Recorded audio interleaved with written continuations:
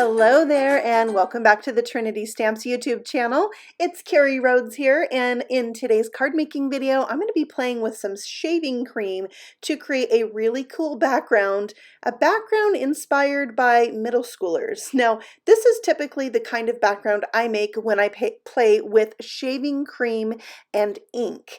It has, its own look, but I learned something new from teaching this to some 8th graders and doing an art journal page. So these are the backgrounds that I got to keep from this class of 8th graders.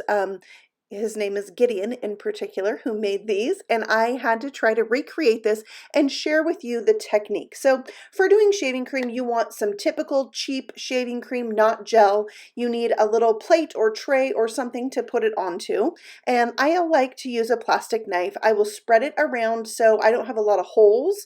I want it to be a pretty flat surface. The kids thought that was really important when making theirs. They tried to make it very, very smooth. Now here I put drops of ink on here. This is dye-based ink that maybe you would use to like re-ink an ink pad. I swirl it around like this, and right about here's where I normally take a print. I press my paper into it.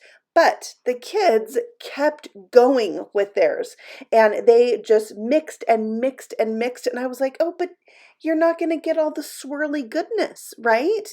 They mixed and mixed until they changed the color of the shaving cream, and you can see here I have pink shaving cream now. I use 2 different shades of pink.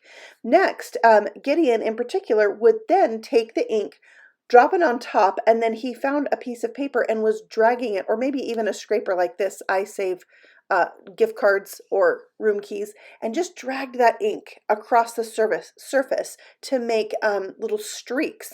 And wow, I loved how that turned out, and I knew I had to try it. I knew I had to share it with you because look at this. It is just so beautiful, and it's a really new way, I think, to use shaving cream to make backgrounds for your cards. There's mine compared to Gideon's, and I'm loving it. I'm going to be using this for sure more in the future, and I'm going to use it right now on a card and pair it with this pretty wonderful stamp set from the latest Trinity Stamps release.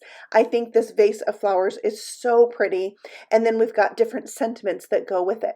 So here's the stamp set all stamped out. You can see that gorgeous vase of flowers, and then we've got different sentiments to choose from, and they're kind of unique because of the dies. I'll show you that in a moment once we get everything die cut out. And if this die looks funny, like it has extra pieces in the middle, that's because it's going to cut some openings around those flowers.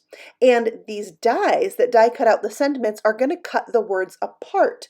That gives you the option to arrange the words how you want, or mix and match them, or omit parts.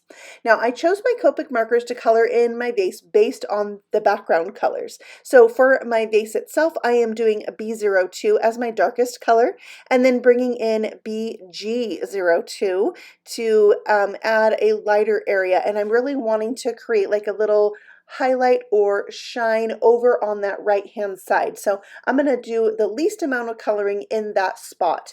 I'm going to let this set and see later I actually come back and add a little bit more of my darkest color. Next, for the leaves, I'm using YG05 as my darkest color, and the tiniest leaves on here, I only use that marker. But for the lighter color, I use YG03. On to the flowers, I'm using R21 as my darkest color, adding that towards the center of this flower, and then my lightest color, R20. I think this is the pink that I use the most in my craft room. I love this color. I'm doing that just from the outside of the petals, and then I do go back in with R21 because these colors are so close to each other. I just need to like intensify the dark part of the flower. All right, for the next flower, I'm using the same exact markers, but I colored really heavy with that R21 and really light with my R20, and I will go back with the R21 and just add a little bit more shadow in there where I need to.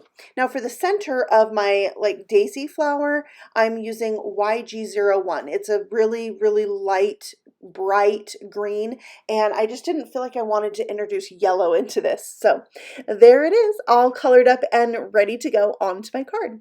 Speaking of my card, I love splatters, so I'm bringing in some metallic watercolors and this really cool glass surfaced ring from the Pear Blossom Press Shop. You could put your watercolor on there and watercolor with it or splatter. It's like a little mini palette you can wear on your finger as a ring. So I thought that was really helpful to use, and it was just fun too, right? Okay, so now I'm using my die cuts that say Happy Mother's Day, and it also has the word mom in it. So I'm going to use that and die cut the word from green to go with the green in my card, and I'm giving that a white shadow layer. And now it's time to put everything together. So I have some vellum here and some vellum adhesive. I'm going to stick that down to the bottom of this panel, which, by the way, I cut down to be 4 7/8 by 5 7/8 because it's going to go onto a 5 by 7 greeting card base. So I am just trimming off the edge of my vellum. I like to make my strip just a little bit wider than my card and then trim it down so I know it's going to go edge to edge. The vase itself I'm putting on with foam squares, and then I'm going to take the sentiment that says thank you and put that right below the vase. I'm going to glue these ones down with my liquid glue and just kind of center them. And the liquid glue was my friend here because I needed to scoot them around a little bit. And then the word mom, I'm going to pop up with some more foam squares. Now we need something pretty, so I am taking this gold thread and making a triple bow, wrapping it around my fingers in a figure 8 3 times. I'm going to trim the one end a little bit long, wrap it around those loops, and then tuck the end back through that circle I just made and pull it tight, and that gives me a triple bow.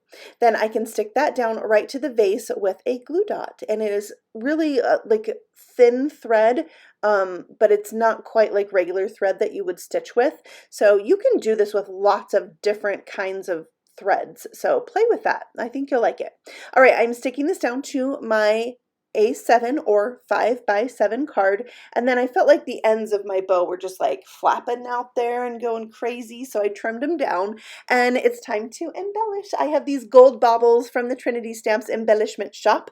They have the best embellishments. They have so many, which makes me so happy. I love variety. So I am putting on these gold baubles just to bring in that gold splatter in the background, tie it in with the thread, and it just gives it that little touch of elegance. So I love it, and I think this card is so gorgeous. Now it could be for Mother's Day, but you know, I could save it for another time to say thank you to my mom for something else, and she would love that. So there is my completed card. I hope that you had fun learning about this shaving cream technique. I love how it turned out. I actually made a few more backgrounds after the camera went off, and I will be making some more cards with that for sure. So thank you so much for stopping by. You can find more of Trinity Stamps on Instagram and Facebook too. Thanks so much for watching, and happy stamping. Bye!